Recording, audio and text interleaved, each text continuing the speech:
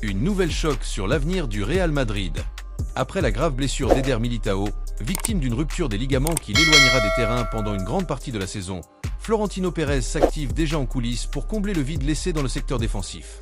Et le nom évoqué n'est autre que Sergio Ramos, l'ancien capitaine légendaire et idole du club. Actuellement sans club, Ramos est disponible sur le marché et son recrutement ne nécessiterait aucun coût de transfert. L'idée du président est simple, faire revenir un joueur expérimenté, attaché au Real Madrid, capable de renforcer immédiatement la défense en l'absence de Militão.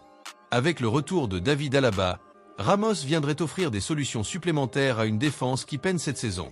Des négociations en cours, mais un obstacle de taille.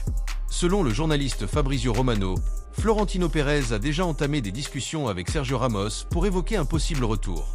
Toutefois, un obstacle majeur pourrait empêcher la concrétisation de cette opération, Carlo Ancelotti.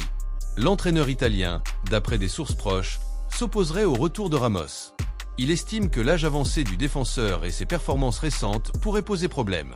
Ancelotti doute de la capacité physique de Ramos à évoluer au plus haut niveau et à combler l'absence de Militão sans fragiliser l'équilibre de l'équipe. Par ailleurs, des inquiétudes subsistent quant à d'éventuelles blessures ou limitations du joueur. Ancelotti préconise plutôt que le club explore des options plus jeunes et durables pour renforcer la défense, tandis que Florentino mise sur l'histoire et le leadership de Ramos pour aider le Real Madrid à surmonter cette période délicate. Sergio Ramos est-il la solution idéale ? Le potentiel retour de Sergio Ramos suscite un débat animé parmi les supporters. D'un côté, certains voient dans ce retour une opportunité de retrouver l'esprit de combativité et de leadership qu'il a incarné au Santiago Bernabéu. Après tout, qui mieux que le capitaine emblématique pour stabiliser l'équipe en ces temps difficiles ? D'un autre côté, d'autres partagent les réserves d'Ancelotti et abordent cette idée avec prudence. Ramos, à 38 ans, peut-il encore atteindre le niveau d'excellence qui a fait de lui l'un des plus grands défenseurs de l'histoire ? Et quelles seraient les répercussions sur la stratégie à long terme du club, notamment en vue de 2025, alors que le Real Madrid cherche à renouveler sa défense tout en restant compétitif sur tous les fronts ? Une décision cruciale pour l'avenir du club.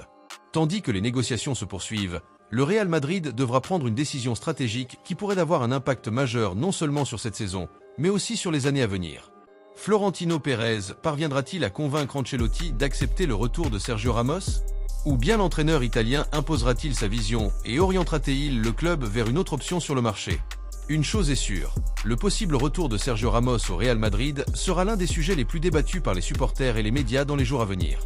Et vous, supporters merengues, qu'en pensez-vous ? Sergio Ramos est-il la solution ou le Real Madrid doit-il explorer d'autres pistes ? Endrick sur le départ ? Le jeune attaquant brésilien Endrick, promesse du Real Madrid, est à nouveau au centre des spéculations sur le marché européen. Bien qu'il n'ait pas encore eu beaucoup d'opportunités avec l'équipe première, son talent attire l'attention de plusieurs clubs, notamment la Roma, Valladolid et Southampton, qui suivent de près sa situation. Cependant, le Real Madrid semble avoir pris une décision claire, clore toute rumeur sur un départ imminent. Ces derniers jours, des rumeurs évoquaient la possibilité d'un prêt d'Endrick dès le mercato hivernal pour lui permettre d'obtenir plus de temps de jeu. Pourtant, selon le journaliste Fabrizio Romano, le Real Madrid a tranché. Endrick ne sera pas prêté et restera au club. Cette décision est également soutenue par les agents du joueur, qui estiment qu'un départ ne serait pas bénéfique à ce stade de sa carrière. Pourquoi le Real Madrid maintient Endrick ? La principale raison de cette décision serait de protéger le jeune joueur dans un contexte d'instabilité que traverse l'équipe.